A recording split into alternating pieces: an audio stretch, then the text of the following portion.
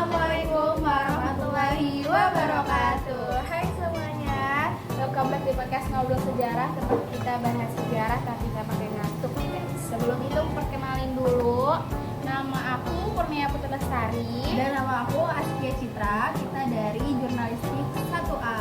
Oke. Nah, sebelum kita bahas tentang sejarah dan juga nama tokohnya, tapi kita bakal bicara dengan santai dan asik nih. Oke, kali ini kita bakal ngobrol tentang apa nih, Cep? Nah, kita bakal ngomongin tentang perkembangan Islam di masa Bani Fatimiyah.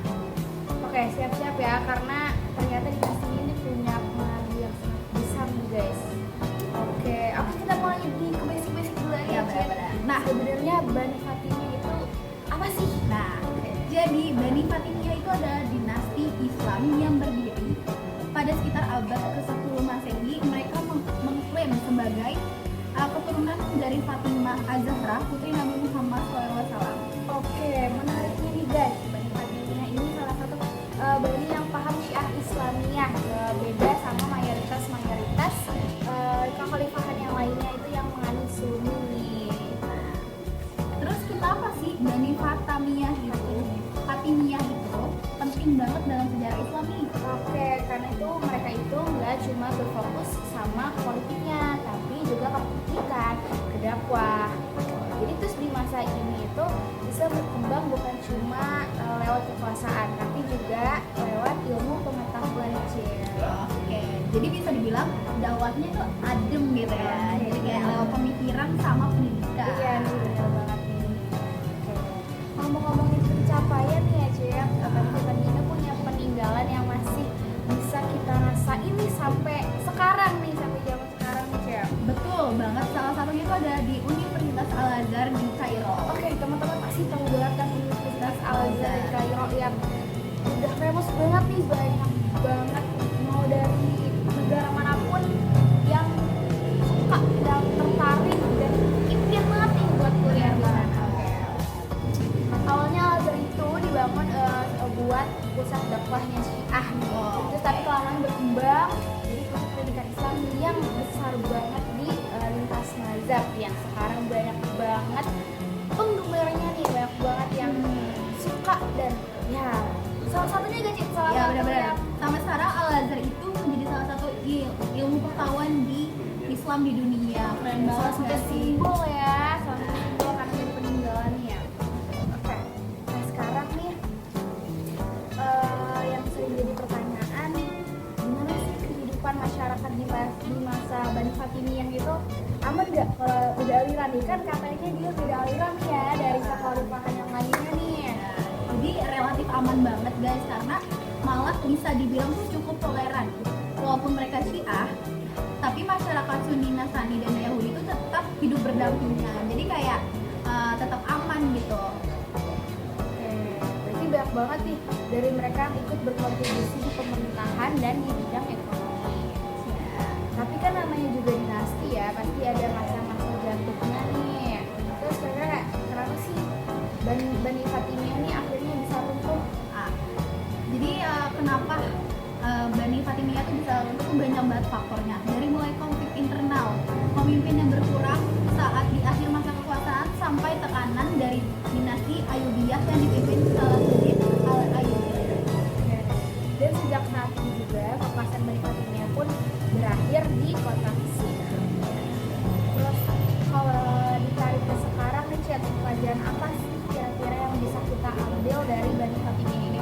Nah, menurut aku itu Islam itu berkembang pesat lewat pendidikan, toleransi dan ilmu pengetahuan, nggak melalui juga lewat peperangan. Jadi kayak bisa berkembang dari pendidikan, terus dari toleransi dan ilmu pengetahuan. Oke, jadi setuju banget ya. Sejauh ini mungkin kalau peradaban itu tuh dibangun lewat pemikiran yang terbuka nih guys. Jadi mulai dari pendidikan yang tadi udah disebutin, salah satunya Universitas Al-Azhar, pengetahuan ya kan, yang masih bisa berkembang pesat sampai sekarang nih guys. Masih bisa kita rasain perkembangannya. Jadi nggak melewati dari peperangan aja gitu. Oke.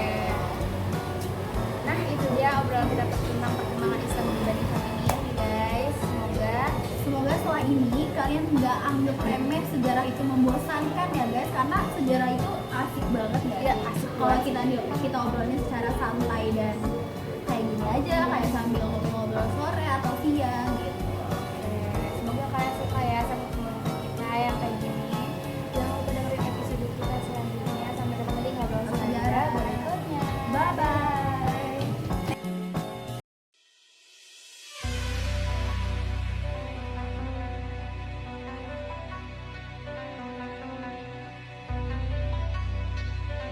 Mesir merupakan salah satu pusat peradaban Islam yang paling gemilang di dunia. Negeri di tepi sungai Nil ini pernah menjadi saksi kejayaan dua dinasti besar, dinasti Fatimiyah dan dinasti Mamluk. Keduanya bukan hanya meninggalkan warisan politik, tetapi juga jejak peradaban yang memengaruhi dunia Islam hingga kini. Kisah ini dimulai pada abad ke-10. Dinasti Fatimiyah didirikan pada 909 Masehi di Afrika Utara, dan pada 969 Masehi mereka menaklukkan kota Mesir. Fatimiyah menganut mazhab Syiah Islamiyah, berbeda dengan mayoritas Sunni di Mesir kala itu. Namun mereka berhasil membangun legitimasi dengan menghadirkan simbol-simbol keagamaan dan politik yang kuat. Salah satu pencapaian terbesar Fatimiyah adalah membangun kota Kairo pada tahun 970 Masehi, yang artinya Al-Kairo atau kota kemenangan. Kairo tidak hanya dijadikan pusat pemerintahan, tetapi juga pusat ilmu pengetahuan, perdagangan, dan kebudayaan. Disinilah mereka mendirikan Masjid Al-Azhar yang kelak berkembang menjadi universitas Islam tertua dan paling berpengaruh di dunia. Di masa Fatimiyah, Mesir berkembang menjadi pusat intelektual, ilmuwan, filosof, doktor, dan ulama datang dari berbagai penjuru dunia untuk menimba ilmu. Perpustakaan besar didirikan dengan koleksi ratusan ribu naskah yang mencakup bidang astronomi, kedokteran, matematika, hingga filsafat Yunani yang diterjemahkan ke dalam bahasa Arab. Selain pengetahuan, seni dan arsitektur juga berkembang pesat. Gaya arsitektur Fatimiyah terlihat pada masjid, madrasah, hingga istana, dengan ukiran geometris dan kaligrafi yang begitu indah. Kehidupan ekonomi yang begitu maju berkat letak Mesir yang strategis sebagai jalur perdagangan antara timur dan barat.